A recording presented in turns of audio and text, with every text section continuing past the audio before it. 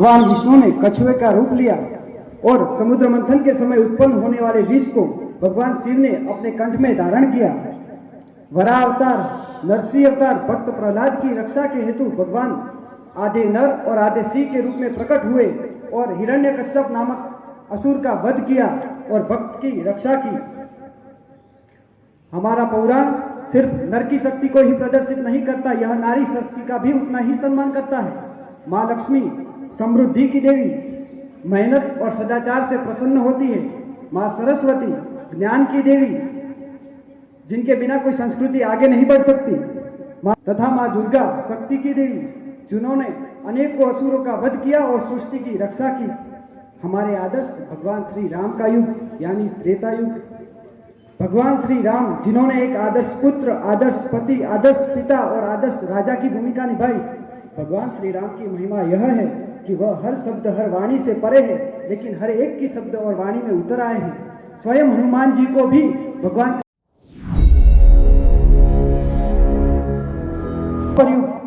भगवान श्री कृष्ण, उन्होंने जो हमें धर्म सिखाया वह सिर्फ धर्म नहीं, हमारा जीवन है। गीता से करोड़ों लोगों को ज्ञान देने वाले महागुरु, समुद्र में द्वारिका नगरी बनाने वाले आर्किटेक्ट, प्रेम का सही अर्थ समझाने वाले भगवान, बांसुरी की एक मधुर धुन से गोपियों तथा पशु पंखी को बांधने वाले म्यूजिशियन और धर्म के लिए युद्ध करो यह कहने वाले महावीर योद्धा, और उन्हीं के आदर्शों पर चलकर हमारे भारत में अनेकों वीर योद्धाओं ने जन्म लिया, आज़ादी के लिए लड़त लड़ी और विजय भी प्राप्त की। फिर आता है महाभारत, धर्म और अधर्म का महायुद्ध। एक और थे कौरव, जिनके पास थी महासेना और थे बहुत बड़े महावीर योद्धा, भीष्म पितामह, गुरु द्रोण, अश्वत्थामा तथा दानवीर कर्ण। और दूसरी ओर थे पांडव, जिनके पास था धर्म और अर्जुन के सारथी श्री कृष्ण। यह युद्ध हमें सिखाता है कि अधर्म चाहे कितना भी शक्तिशाली क्यों न हो, विजय हमेशा धर्म की ही होती है। Life is a battlefield, be a warrior not a warrior. कर्मण्येवाधिकारस्ते मा फलेषु कदाचन, तू कर्म कर, फल की चिंता ना कर। कलयुग के प्रारंभिक काल में हमारे भारत की इतिहास की प्राचीन और गौरवशाली सभ्यता यानी हड़प्पा और मोहनजोदारो फली फूली 3300 से 1300 ईसा पूर्व तक अस्तित्व में रही। इस सभ्यता में पक्की ईंटों के मकान, सुव्यवस्थित सड़कें और अद्भुत जल निकास प्रणाली हमारे पूर्वजों की अद्वितीय प्रतिभा का प्रमाण देती है। कलयुग हर्षवर्धन, सम्राट विक्रमादित्य, चंद्रगुप्त मौर्य और अशोक सम्राट जैसे अनेकों शासन हमारे देश में हुए, जिनके शासनकाल में हमारा देश युद्ध, शिक्षा और युद्ध नीति में विश्व के शिखर पर था। आर्यभट्ट जैसे वैज्ञानिक और कालिदास जैसे महाकवि हुए। मध्यकाल में भी जब हमारे देश पर विदेशी आक्रमण हुए, तब भी हमारी धरती वीरों से खाली नहीं हुई। महाराणा प्रताप, जिन्होंने हल्दी घाटी में हल्दी की मिट्टी को अपनी शूरवीरता और खून से सींचा। छत्रपति शिवाजी महाराज ने स्वराज्य की नींव रखी। गुरु गोविंद सिंह जी ने केवल 42 साल की उम्र में धर्म की रक्षा के हेतु सब कुछ न्यौछावर कर दिया। और जब ये विदेशी आक्रमणकारियों ने अपमान से हमला करना चाहा, तब भी हमारी नारियों ने जौहर की ज्वाला जलाई।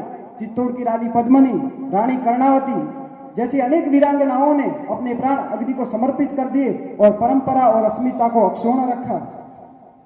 आज हम उस सफर का आनंद लेने आए हैं जब हमारी मातृभूमि ने 200 साल की गुलामी सही। ईस्वी 1600 में व्यापार करने आए अंग्रेजों ने प्लासी और बक्सर का युद्ध जीता और 1765 में राजस्व वसूल का अधिकार प्राप्त कर शासक बन बैठे। उन्होंने हमारी जमीन, हमारा पसीना, हमारा सोना सब कुछ लूट लिया। लेकिन दोस्तों, जब जब अत्याचार अपनी सीमा पार करता है, तब क्रांति जन्म लेती है। फकीर आंदोलन, रानी चेन्नम्मा, बिरसा मुंडा, पाइका विद्रोह, यह सब आग के वो पहले शोले थे जिन्होंने एक ऐसी जाग जलाई और अंग्रेजों को बता दिया, we are not your slaves. 10 मई 1857 मेरठ का वह क्षेत्र, मंगल पांडे की एक गोली ने एक ऐसी आग जलाई जो पूरे देश में फैल गई। झांसी की रानी बोली, मैं अपनी झांसी नहीं दूंगी, और तलवार के साथ इतिहास में अमर हो गई। 1857 की इस क्रांति के बाद कंपनी का शासन समाप्त कर दिया गया और फिर शुरुआत होती है ब्रिटिश ताज शासन की। 1905 में लॉर्ड कर्जन ने फूट डालो और राज करो की नीति के अंतर्गत हिंदू मुस्लिम एकता को खंडित करने के लिए बंगाल का विभाजन किया। स्वदेशी आंदोलन हुआ, विदेशी कपड़े जलाए गए, स्वदेशी कारखाने चलाए गए। जबरदस्त विरोध के कारण 1911 में फिर से बंगाल का एकीकरण कर दिया गया। भारत के लोगों ने बता दिया, हम एक थे, एक है और एक रहेंगे। 13 अप्रैल 1919 का वह दिन, जगह थी जलियांवाला बाग, निहत्थे थे लोग, चल रही थी शांति की सभा। और तब हुआ जनरल डायल का गोलियों से हैवानी हमला, घायल हुए अनेक, मौतें हुई हजारों की और आंखें हुई सबकी नम, लेकिन जली ज्वाला विद्रोह की। नारा गूंजा, शहीदों का ये बलिदान याद रखेगा हिंदुस्तान। अहिंसा की शक्ति देखने को मिली, असहयोग आंदोलन और दांडी यात्रा हुई। 23 मार्च 1931 लाहौर षड्यंत्र केस में भगत सिंह, सुखदेव और राजगुरु को फांसी की सजा हुई। तीनों हंसते हंसते फांसी पर चढ़ गए। नारा गूंजा, इंकलाब जिंदाबाद। 1942 में क्वाइट इंडिया मूवमेंट शुरू हुई। यह आंदोलन बहुत उग्र और व्यापक था। नौसैनिक विद्रोह हुआ। अंग्रेज समझ गए अब यह देश उनके हाथ से जा चुका है। जिन्ना की मुस्लिम लीग ने डायरेक्ट एक्शन डे 16 अगस्त 1946 को मनाया, जिससे कलकत्ता और अन्य जगहों पर भयंकर दंगे हुए। हालात को बिगड़ते देख ब्रिटेन ने सत्ता हस्तांतरण का निर्णय लिया और अंतिम वाइसरॉय लॉर्ड माउंटबेटन ने भारत का 2 हिस्सों में विभाजन करने की योजना पेश की, भारत और पाकिस्तान। फिर आई वो सुबह 15 अगस्त 1947, हमारा देश आजाद हुआ। तिरंगा लहराया, आजादी का गीत गूंजा और हमने दुनिया को बताया, we are free, we are India. Bharat केवल एक भूगोल नहीं, देवताओं की पगधूलि से पावन हुई भूमि है। यहाँ गंगा की धारा में सिर्फ जल नहीं बहता, माँ की ममता बहती है। हिमालय सिर्फ एक बर्फ का पहाड़ नहीं, तप, तपस्या और अड़िग संकल्प का प्रतीक है। यह वही भूमि है जहाँ गंगा का उपदेश हुआ। यहीं से उठा अहिंसा परमो धर्म और वसुधैव कुटुंबकम की अमर भावना। हर हृदय का उठता है, यह देश केवल देखा नहीं जाता, यह देश जिया जाता है। लेकिन आज क्या हो रहा है, स्टूडेंट को पढ़ने की जगह प्रोटेस्ट करना पड़ रहा है, कभी नौकरियों के लिए तो कभी पेपर की व्यवस्थाओं को लेकर, तो कभी किसी जंगल को बेरहमी से काटते हुए देख उसे बचाने के लिए। लेकिन उन्हें मदद बाद में मिलती है, पहले पुलिस के डंडे मिलते हैं। धर्म की सभा करने वाले लोग दूसरे धर्मों का मजाक उड़ाते हैं, लड़कियों पर गलत टिप्पणी करते हैं। महाभारत का कर्ण तो आपको याद ही होगा, दानवीर कर्ण, जिसने पूरे जीवन दान किया, पुण्य कमाया, लेकिन द्रौपदी को वेश्या कहने के कारण उसके सारे पुण्य पाप में बदल गए। स्वयं भगवान ने उसे दंडित किया और मृत्यु दंड की सजा दी।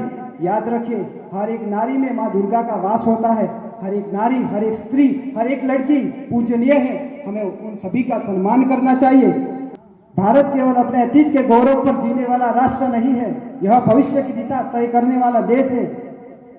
चंद्रयान से लेकर गगनयान तक हमने यह साबित कर दिया है कि हमारे सपने सिर्फ धरती तक सीमित नहीं है, यह बल्कि आकाश और अंतरिक्ष तक फैल चुके हैं। हम एक ऐसे भारत की कल्पना करते हैं जहाँ का हर गांव डिजिटल हो, हर बच्चा शिक्षित हो, हर किसान समृद्ध हो, हर गली स्वच्छ हो, हर एक व्यक्ति तंदुरुस्त हो, हर व्यक्ति रोजगार युक्त हो और हर एक नागरिक शांति और सम्मान पूर्वक अपना जीवन जी सके। भविष्य उन्हीं का होता है जो उसे गढ़ने का साहस रखते हैं।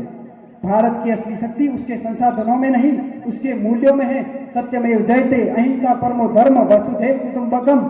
यह सब वही मूल्य है जिनके सहारे हम सिर्फ आर्थिक महाशक्ति के साथ साथ नैतिक नेतृत्व में भी पूरी विश्व को दिशा दिखाएंगे। आज मैं हमारे प्रिय अटल बिहारी वाजपेयी जी के शब्दों को याद करना चाहता हूँ।